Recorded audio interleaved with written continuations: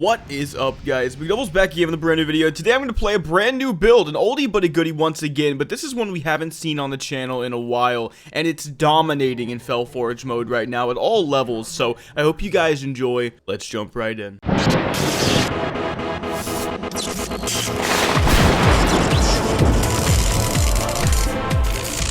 So I started off this journey with absolutely no intentions of really recording myself or making a video on this guy, but as I do have a habit of just pressing the record button when I play games in general, it just so happened to work out when it turned out that this build was completely bonkers. So I started this build under the guise of perhaps doing a very simple caster build, one that was chock full of CC, and in the beginning, one that focused on something like arcane missiles.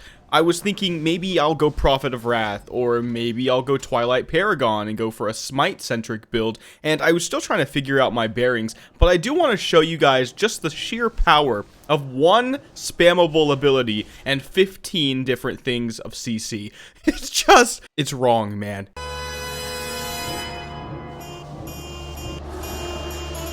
Ready for action.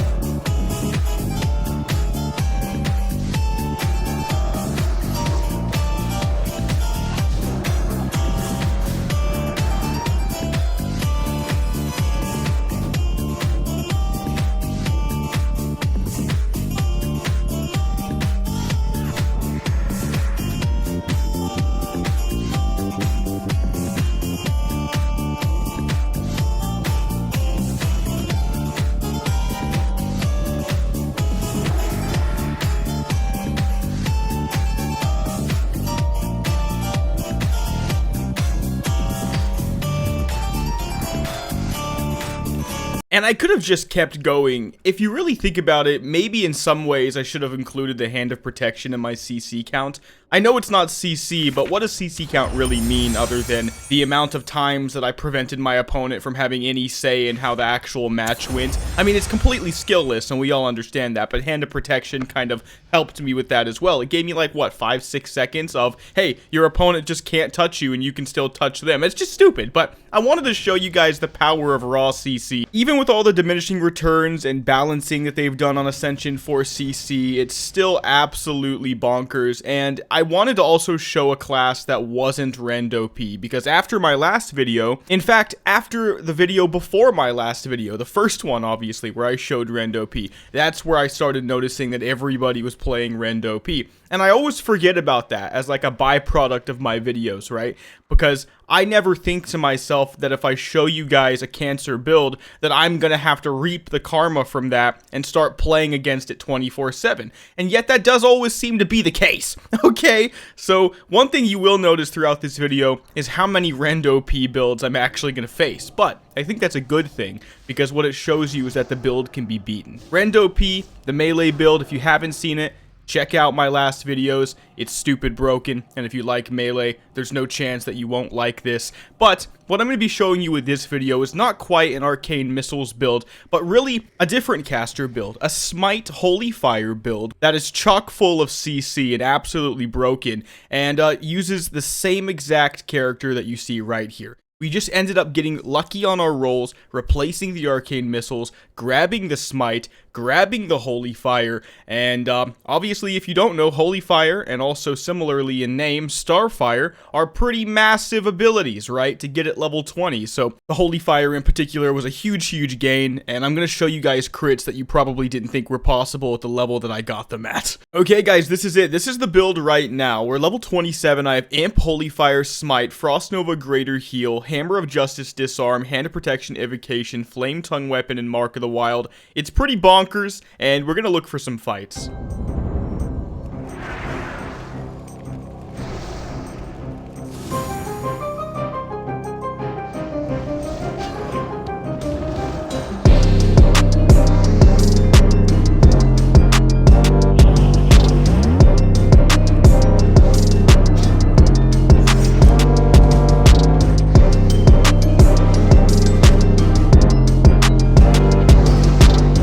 Okay, a decent start with the Smite and the Holy Fire. Let's see, what did we get? Holy crap, Dreamsinger leggings. And what's our new ability? Blessing of Might, Curse of Weakness, Holy Light. Okay, let's take the Holy Light. And what's next? Corruption, Water Walking, Counterattack. I'll go with Corruption, why not? I'll definitely take it. I really like Smite, man. Smite is just so solid. You can't really lose. All right, here's a guy. Let's do it. Cave Explorer, level 34. This is pretty decent for me because he's about the same HP as me. I am a little bit better geared than him somehow. Okay, Hammer of Justice. I've got the Exo now, by the way. I got lucky. We're a little bit higher. Smite, Fear.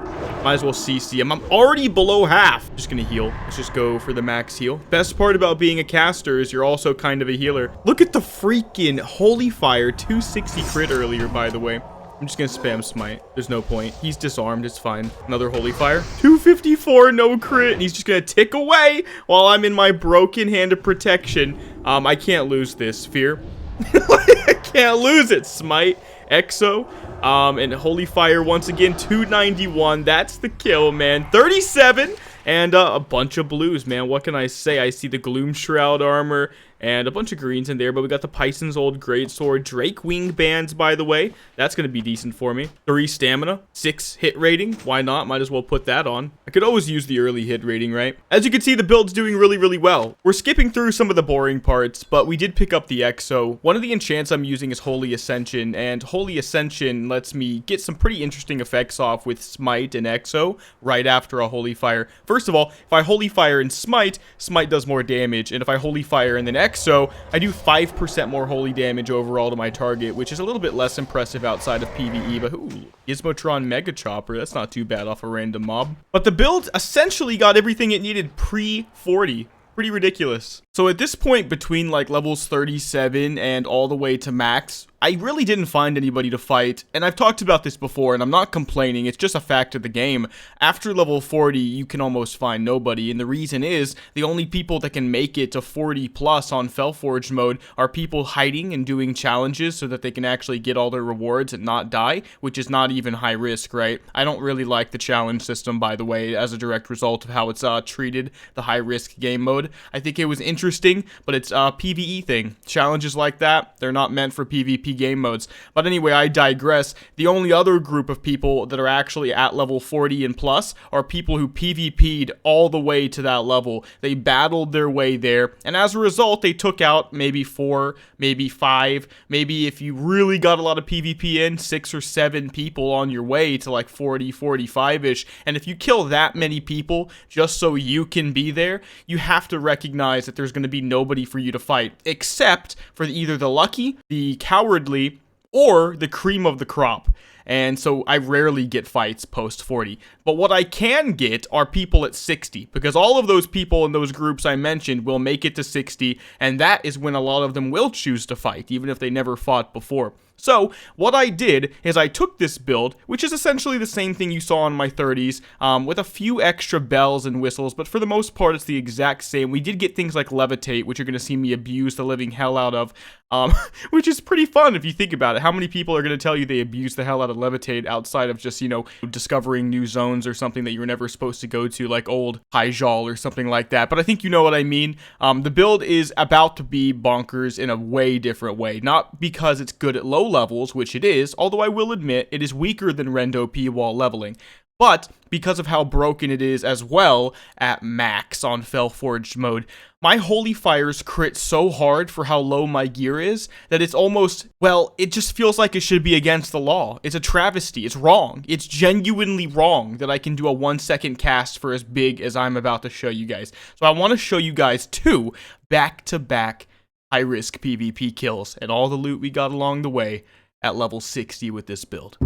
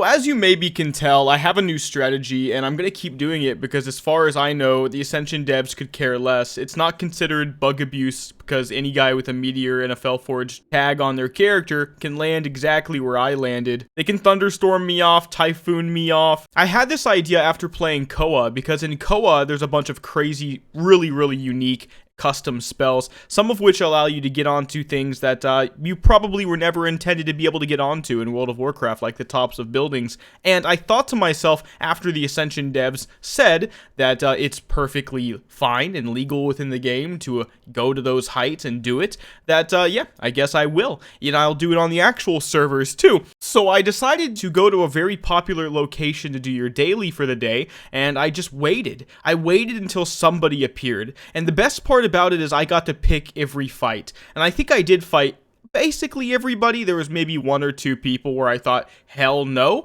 like this is not going to be a fight based on skill and build. This is going to be a fight based on who has more gear, because they'll have, you know, 64, 68, 7, 8k HP. There are people in my guild right now, and I'm not advertising the guild as a real thing to join. If you want to join it, you can, but it's a stupid joke guild that's just meant for socials, and I'm obviously the head social, and obviously that's meaningless. But anyway, my guildies were like, hey, yeah, we've got people that are like 8k plus HP consistently killing us with buddies in the back ready to go in the same zone.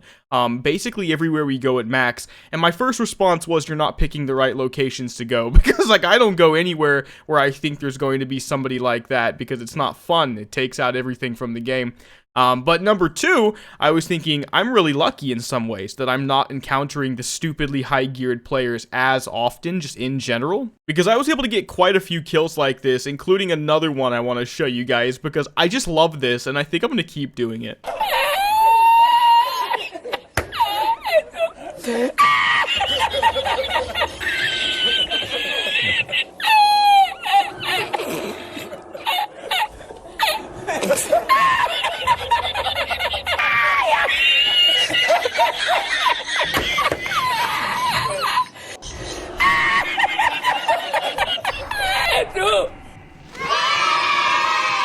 Look, I didn't do those types of kills often. Keep in mind, sometimes it's for the content, but I do want to show you guys, just so those of you with your jimmies rustled can understand that it didn't always go right. Sometimes the dude just didn't give up.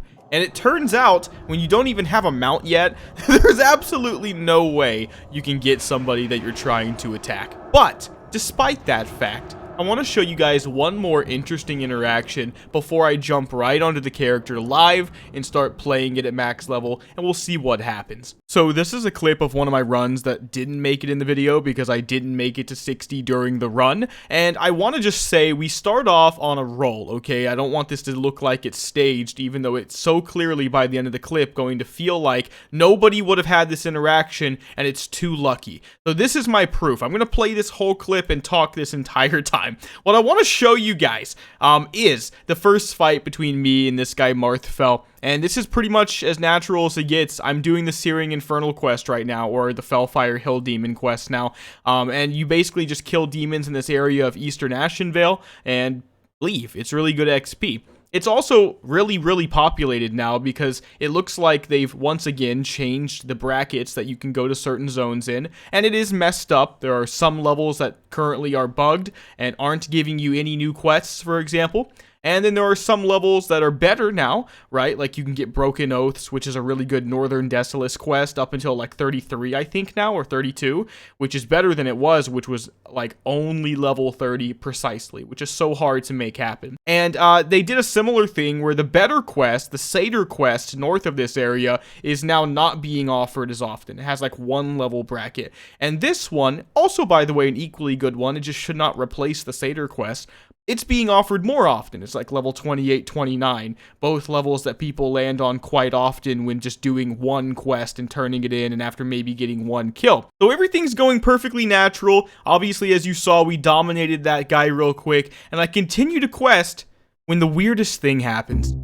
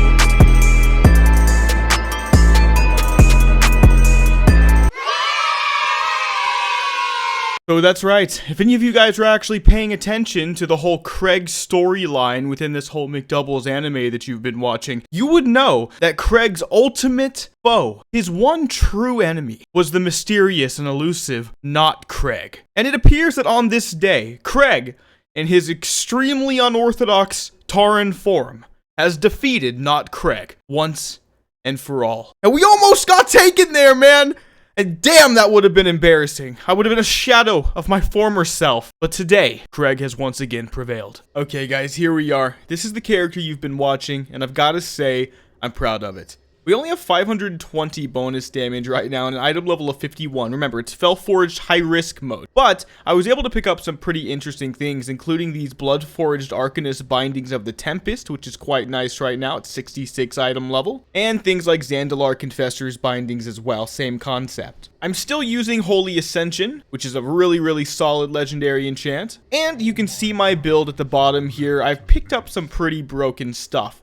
Some notable inclusions being the Earth Shield right here, the Curse of Tongues for casters, and the Water Elemental that you saw in the PvP clips as well. And as well as the Power Word Shield. What I want to go ahead and do is risk the biscuit, okay? If we die, it's not that deep. That's the best part. So what I'm going to do is find a fight, a level 60 fight right now, and we'll go ahead and take this build out and see what we can do with it. Right before that, though, I do just want to show you guys the talents. Not to go too far in depth, but we essentially went into things like improved Hammer of Justice so that we can really be as disgusting as possible with that stun, bringing it up to a 5-second stun, which is just wrong. And I took all the holy talents that we've gone over in the past, the most obvious ones, including things like Twin Disciplines, I guess, in the Discipline tree. We have Holy Spec, Divine Fury for cooldown, Searing Light for massive damage, Surge of Light, my direct damage and healing spells, when they crit, have a chance to give me a instant smite. That's pretty good, but it can't crit.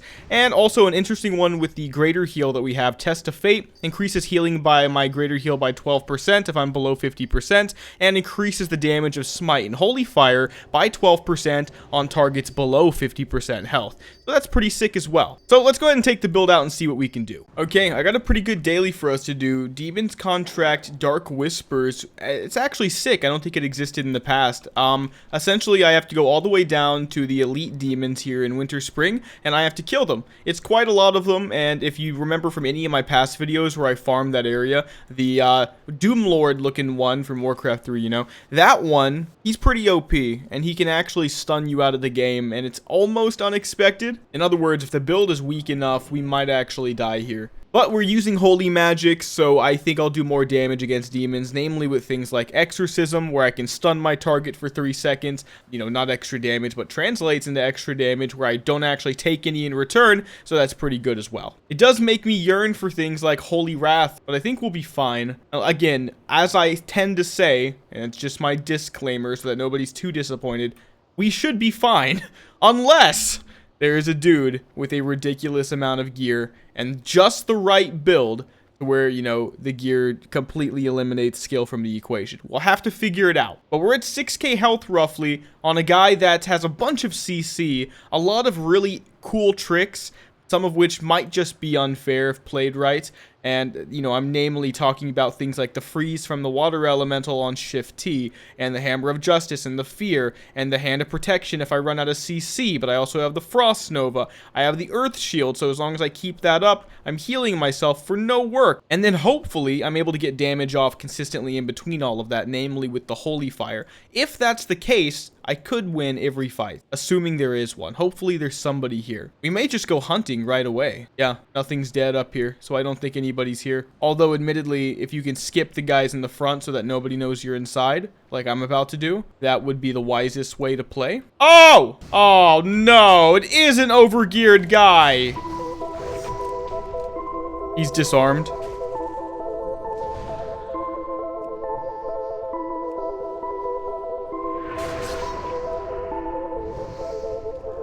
Exorcism. Fear. Healing Touch. Holy Fire. War Stomp. Another Smite. Fear.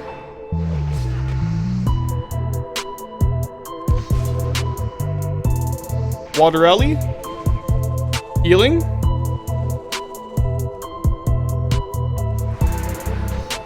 Stunned. Nature's Grasp. Healing. And a protection. This should be it. Yes! Holy crap, the outplay! This dude was waiting for someone. Oh! Whoa! Let's get out of here before it's too late.